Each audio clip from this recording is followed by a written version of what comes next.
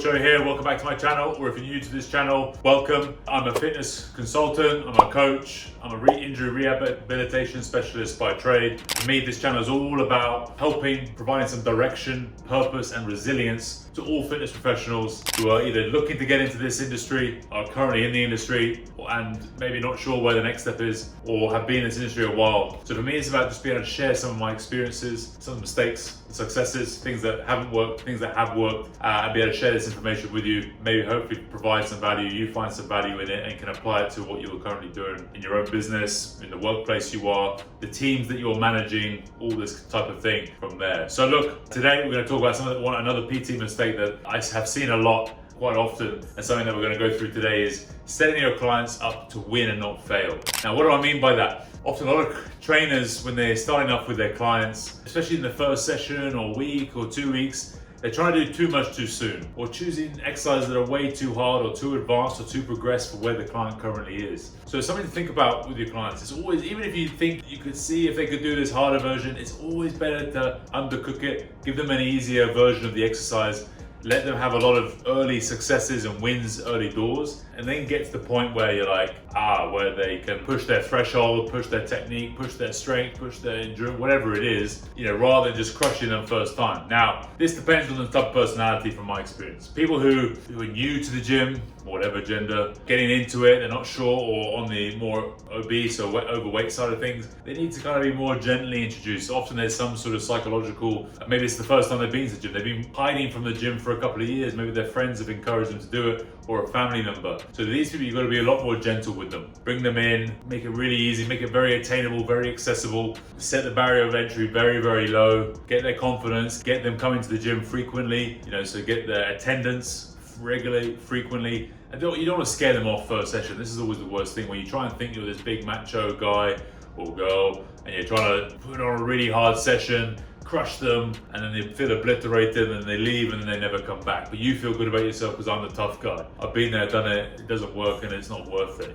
Again, this is going back to another principle of mine as being a coach. You've got to be able to wear different hats. Sometimes you've got to be hard and rough and tough and all this. Other times you just got to be soft, encouraging and gentle and all this sort of stuff. Make very subtle micro progressions and set the bar very low. And for this type of population, this is what you have to be. People who are new to the gym, they've been away from the gym, they're scared of the gym, they're hiding from the gym a long time. Don't make the mistake of just trying to crush them just to push your ego or be this type of thing. Best thing for that is just to encourage them. Second thing is then, if you're the other end of the scale, is when you're normally sometimes dealing with other trainers, you're dealing with athletes who've got some kind of ego about them normally. They think they know what they're doing, they've been doing it for a while. That's sometimes where you can use a different edge on them, push them a little bit harder, set the bar a little bit higher, or get them doing really basic things in a hard way with slower tempos or with tempos or slightly harder variations, just to humble them. Sometimes you need that approach as well. So when people who think they're really good and arrogant or whatever it is, and I've been training for 10, 15 years, I've had 20 odd trainers. This is when you give them a slice of humble pie, whereas the other group, less confident. This is what you have to judge.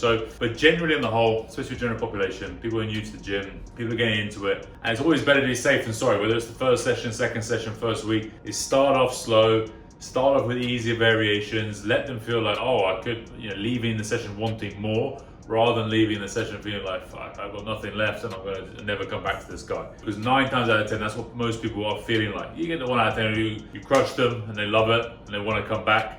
That's maybe the 20% of the clients that you're going to see, but the 80%, the majority, they want it to be gentle in terms of they want to feel like they can do stuff. They don't want to just feel crushed and feel demotivated, because that makes them feel demotivated, don't want to come back, don't want to buy your package or your membership or your subscription, all this type of thing. So make sure you make it accessible. Simple things like don't use too heavy weights, use a lighter weight than what you think they could do, rather than trying to overload them straight away. I talked about it in a previous video, that again, working on simpler, easier regressions of exercises. Even though you think they could do a straight arm push-up or a chin-up, get them doing a kneeling push-up or a leg assisted chin-up. They're like, this is easy. And you're like, great.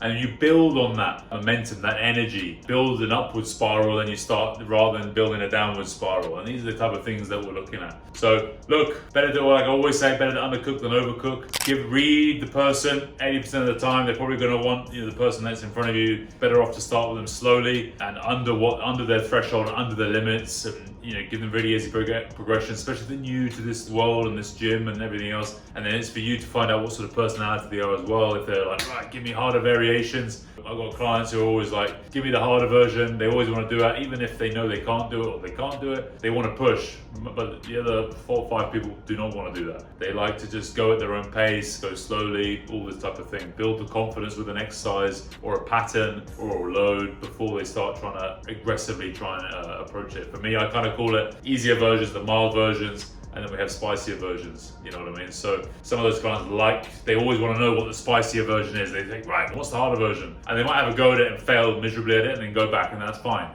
Because they like to know where their limits are. Most clients just want to be like, this is my limit, I'm good here. So look, hope that provides something in case you're thinking about it a little bit with your current clients, current groups that you're training or teams or whatever it is, and go from there. So please like, subscribe, set that notification button on when I release my videos.